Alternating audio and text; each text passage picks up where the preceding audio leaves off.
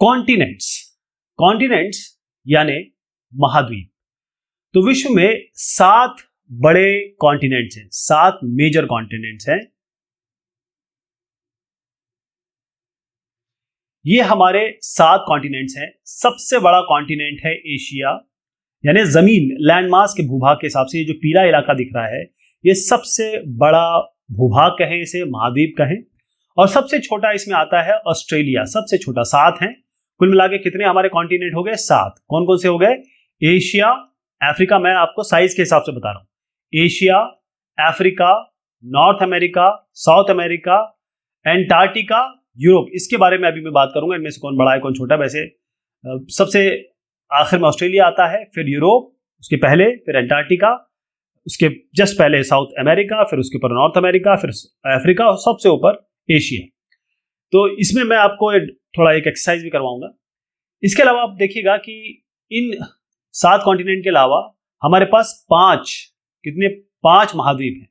5 महाद्वीप में देखिएगा ये पैसिफिक ओशन है या अटलांटिक ओशन है। पैसिफिक ओशन का मतलब होता है प्रशांत महासागर हिंदी में। अब ये इसको मैं एक गेंद की तरह देख रहा हूं। पीछे से मैं पीछे गया और पीछे जाके मैंने एक कट लगा दिया और फिर इसको खोल दिया ऐसे। तो ये इस तरीके से आ गया। मतलब अगर आप यहां खड़े हुए हैं तो आप यहां भी उसी समय खड़े हुए हैं।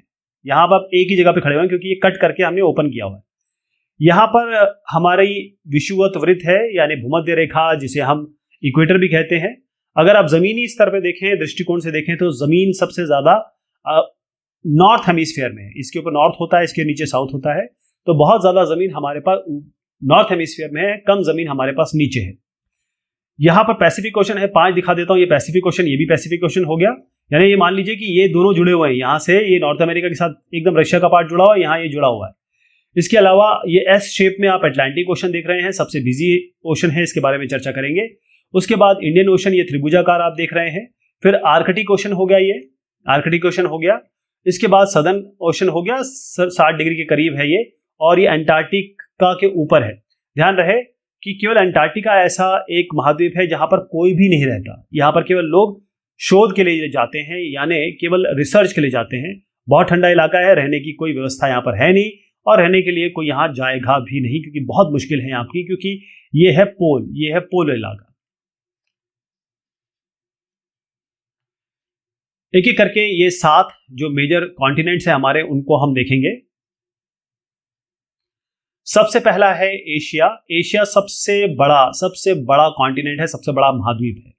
और जो भूभाग हमारे पास हैं उनका 1/3 भाग, जितना भी लैंड मास है उसका 1/3 भाग एशिया में है। एशिया में 1/3 भाग, 33-33.5% करीब इसमें एशिया के पास है। अब ये जो कॉन्टिनेंट है ये ईस्टर्न हेमिस्फीयर में है। यानी अगर मैं यहाँ पर एक जो प्राइम मेरिडियन है ग्रीनिच से जो जाती है उसको अगर देखूं तो यहाँ पर ये दाएं में आ रहा है, यहाँ पर ये इस साइड है। यानी पूरी तरीके से ये ईस्टर्न हेमिस्फीयर में है, ये वेस्टर्न हेमिस्फीयर है। तो पूरी तरीके से ये ईस्टर्न हेमिस्फीयर में है। इसके अलावा आप देखें हिंदुस्तान से भी ये जो रेखा जा रही है इसको हम कहते हैं कर्क रेखा, 23.5 डिग्री पे है। तो यहाँ से एशिया से कर्क रेखा जाती है। ये सारी इमेजिनरी लाइन्स है लेकिन ये जाती है। एशिया के कौन कौन से पड़ोसी हैं इनको देख लेते हैं। एशिया के पड़ोसी हैं बाएं तरफ में, यहाँ यूरोप, और हम यूरोप से अंतर हैं। कैसे अंतर होता है हमारा? यूराल माउंटेन्स, ये पूरी एक रेंज है यूराल माउंटेन्स की। अच्छा, एक इसमें इंपॉर्टेंट बात है कि पहले सारा जो भूभाग था वो एक था, फिर धीरे धीरे, बहुत जमाने पहले की बात कर रहा हूँ मैं, फिर ये धीरे धीरे आपस में बहुत सारे चेंजेस हुए, परिवर्तन हुए। तो ये अपनी जगह गए, ये अपनी जगह गए, और आज भी अगर आप खड़े हो तो ये सब मूव कर रहा होता है, आपको पता नहीं चलेगा, लेकिन पृथ्वी पूरी मूव कर रही होती है, पानी मूव कर रहा है, जमीनें मूव कर रही है। तो यहाँ पर ये यूराल माउंटेन से हम इनसे अलग हुए, लेकिन यूरोप और एशिया को मिला के हम यूरेशिया कहते हैं। क्या कहते हैं? यूरोप और एशिया को मिला के हम यूरेशिया कहते हैं। यूरोप क्योंकि इंपॉर्टेंट आपका महाद्वीप है इसलिए इसकी चर्चा करनी आवश्यक है। एशिया से तो काफी छोटा है ये, और ये वेस्ट में है, जैसे मैंने दिखाया था आपको कि एशिया यहाँ है, यूराल पर्वत यहाँ है, और यहाँ पर यूरोप है, इस जगह पे यूरोप है। और जो आर्कटिक सर्कल है 67.5 डिग्री पे आर्कटिक सर्कल यहाँ से पास होती है। और इसमें देखेंगे कि अगर ये मैं इस तरीके से बनाऊं इसको, तो 3 जगह से, यहाँ, यहाँ और यहाँ, ये 3 जगह से आपके पानी से घिरा हुआ है। इस इलाके में जैसे मैंने बताया यहाँ पर इस जगह पे एशिया है, तो यहाँ एशिया है, लेकिन इस जगह पे 3 जगह से ये पानी से घिरा हुआ है। अफ्रीका ये तीसरा सबसे बड़ा लार्जेस्ट कॉन्टिनेंट, दूसरा सबसे पहला है एशिया और उसके बाद आता है अफ्रीका।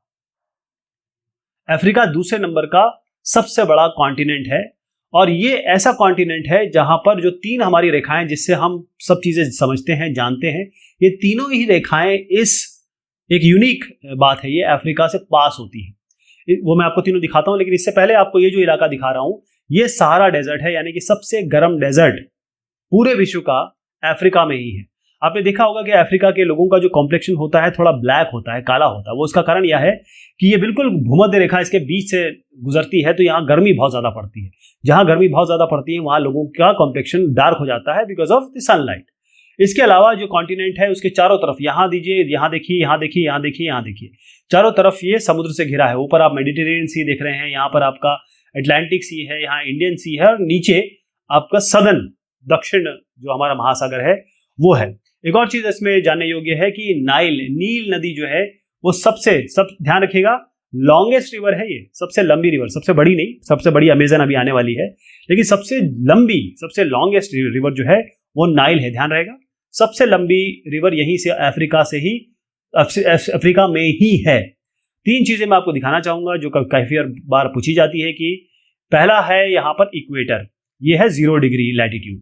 यहाँ पर आइए, इस जगह पे 23.5 डिग्री पे ये है ट्रॉपिक ऑफ कैंसर, कर्क रेखा, वो भी यहाँ से जाती है। और नीचे आइए आप, यहाँ पर ट्रॉपिक ऑफ कैप्रिकॉर्न, ये 23.5 डिग्री, ये आपका 23.5 डिग्री नॉर्थ है, 23.5 डिग्री नॉर्थ हो गया, ये 23.5 डिग्री साउथ हो गया है। तो ये तीनों ही रेखाएं यहाँ से पास होती हैं। एक और इंटरेस्टिंग चीज आपको बताता हूँ कि ये गिनी का इलाका है, इसको गिनी इलाका कहते हैं।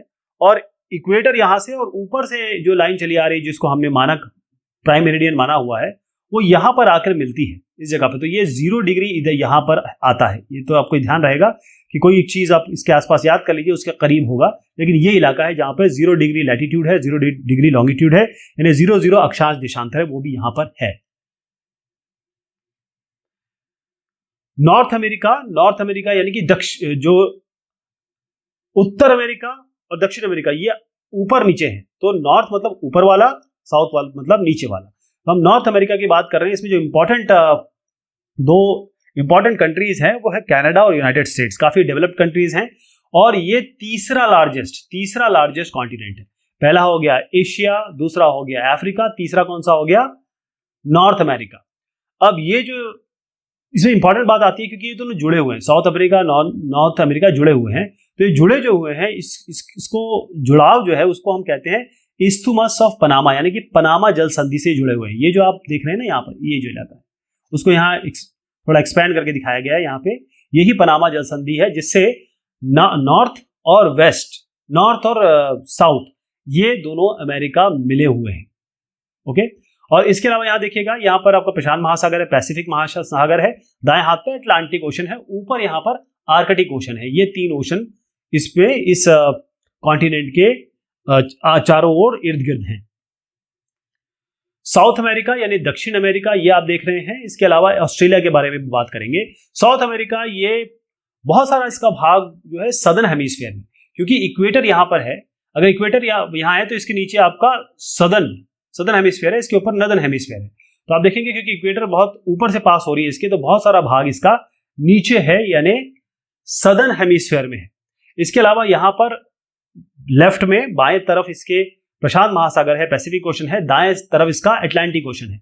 अब एक चीज मैं आपको बता देता हूं, क्योंकि पृथ्वी बहुत बड़ी है तो यहां पर अगर हम ये पूरा अगर एक समुद्र है तो इतना बड़ा है तो इसको हम कभी कभी ये जो प्रशांत महासागर है या पैसिफिक ओशन है, इसको यहाँ वाला जो पैसिफिक ओशन है इसको हम नॉर्थ पैसिफिक ओशन कहने लगते हैं, इसको हम साउथ पैसिफिक ओशन कहने लगते हैं। तो ये साउथ पैसिफिक ओशन क्योंकि इक्वेटर के नीचे है इसलिए कहा जा रहा है, इक्वेटर के ऊपर ये नॉर्थ पैसिफिक ओशन बन जाता है, लेकिन है दोनों पैसिफिक ओशन ही।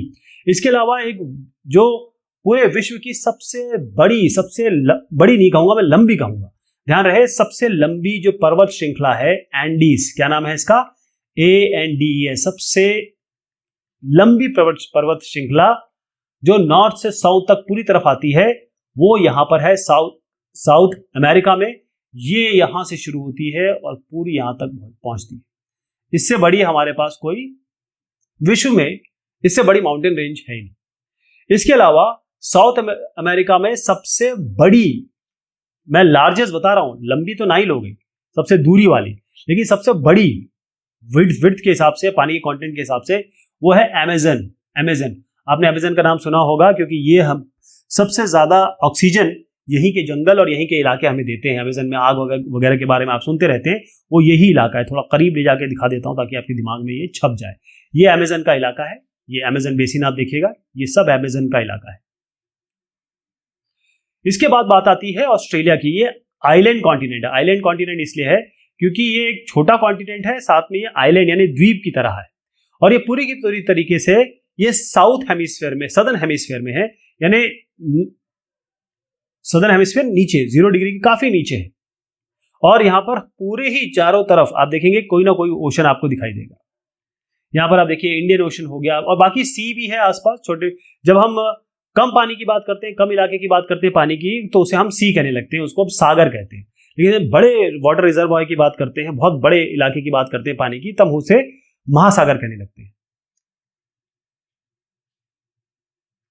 अब अंटार्कटिका, ये ग्लोब है, और अब आप ग्लोब के यहां, ये नॉर्थ पोल हो गया, ये साउथ पोल हो गया, आप यहां पर खड़े हैं, मतलब आप स्पेस में एक तरीके से, और यहां से आप देख रहे हैं तो आपको जो दिखाई देगा, मैं आपको कह रहा हूं आप साउथ में, यहां से आप देखेंगे तो ये जो इलाका है वो आपको यहां पे दिख रहा है, यानी आपने एक टॉप व्यू लिया है नीचे से, साउथ से, तो ये आपको जो इलाका दिख रहा है ये है अंटार्कटिका। पूरी की पूरी तरीके से ये सदर्न हेमिस्फीयर में है, क्योंकि ये हमारा इक्वेटर हो गई, तो पूरी की पूरी तरीके से ये आपका सदर्न हेमिस्फीयर में आता है, और यानी कि दक्षिणी गोलार्ध में।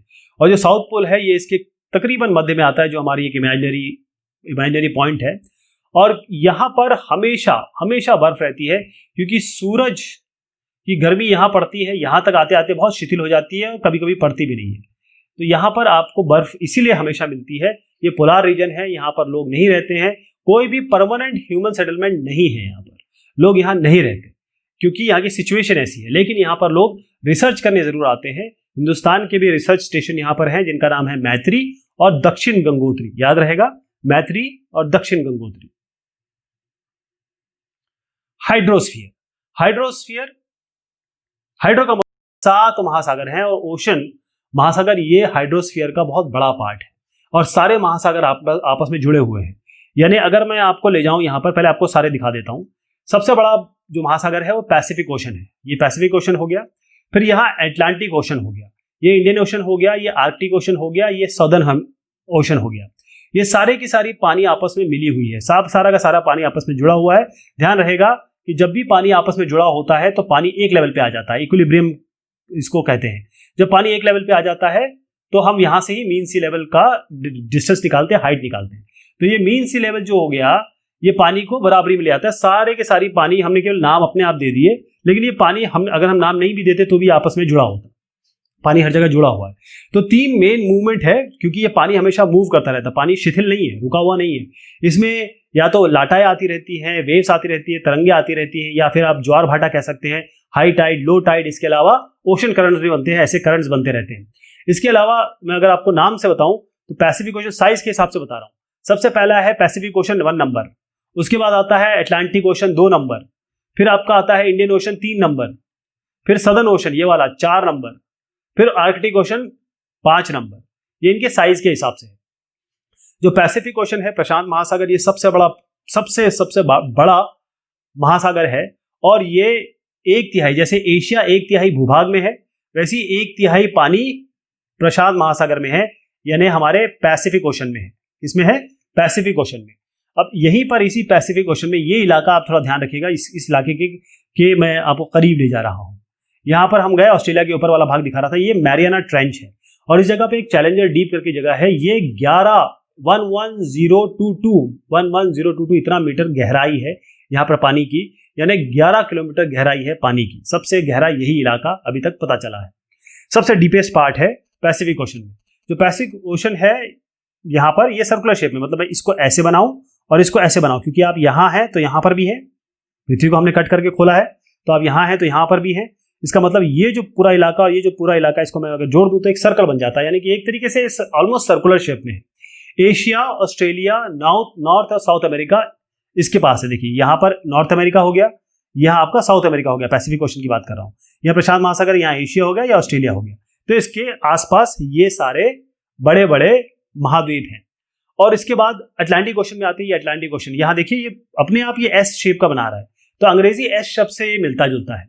यहाँ पर इसके एक मतलब डायरेक्शन के हिसाब से देखते हैं। चलिए, तो नॉर्थ और साउथ अमेरिका वेस्टर्न साइड में हो गए, ये वेस्टर्न साइड में हो गए। ईस्टर्न साइड में क्या हो गया, अफ्रीका और यूरोप। अब इंपॉर्टेंट बात यहाँ पर है इसको समझने की कि यहाँ पर बड़ी कटी फटी तटरेखा है। ये कटी फटी तटरेखा है जहाँ पर ये अटलांटिक ओशन इधर भी और इधर भी। तो आप देखेंगे यहाँ पर बहुत सारे पोर्ट्स हैं, बंदरगाह हैं, जहाँ भी कटी फटी तटरेखा होती है वहां पर जो प्राकृतिक पोर्ट्स या बंदरगाह अपने आप बन जाते हैं, और वो सी या कहें कि सी ट्रेड के लिए, वाणिज्य के लिए बहुत अच्छे होते हैं। तो ये सबसे बिजिएस्ट है ट्रेड के नाम पे, वाणिज्य के नाम पे, ये सबसे ज्यादा बिजी ओशन है। इंडियन ओशन हिंदुस्तान के नाम पे है तकरीबन, ये इसका ट्रायंगुलर शेप है, इस तरीके से ट्रायंगुलर शेप है। इंडियन ओशन हिंदुस्तान के नाम पे रखा गया है इसका, और वेस्ट में इसके अफ्रीका है, ईस्ट में इसकी ऑस्ट्रेलिया है, और यहाँ तो खैर हिंदुस्तान और एशिया है ही। सदर्न ओशन जो है वो 60 डिग्री के थोड़ा के करीब मान लीजिए ये सारा सदर्न ओशन का इलाका कहलाता है, और ये अंटार्कटिका के ऊपर है। आर्कटिक ओशन ये वाला हो गया। आर्कटिक ओशन कहां पर लोकेटेड है, ये आपका आर्कटिक ओशन पूरा का पूरा नॉर्थ पोल में लोकेटेड है।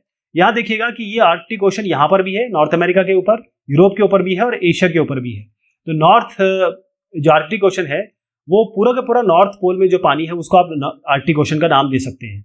और जैसे मैंने आपको बताया कि ये इसमें बहुत सारे इलाकों को ये छूता है, नॉर्थ कोस्ट में नॉर्थ अमेरिका और यूरोप एशिया दोनों को मिला लीजिएगा।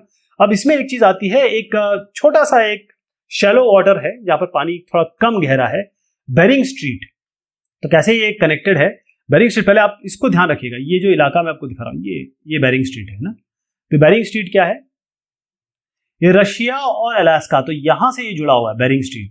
तो it is connected with Pacific ocean, यानी ये प्रशांत महासागर से, ये बेरिंग स्ट्रेट से बहुत उथला इलाका है, वहां से जुड़ा हुआ है बेरिंग स्ट्रेट। ये पूछा जाता है, इसको ध्यान रखिएगा।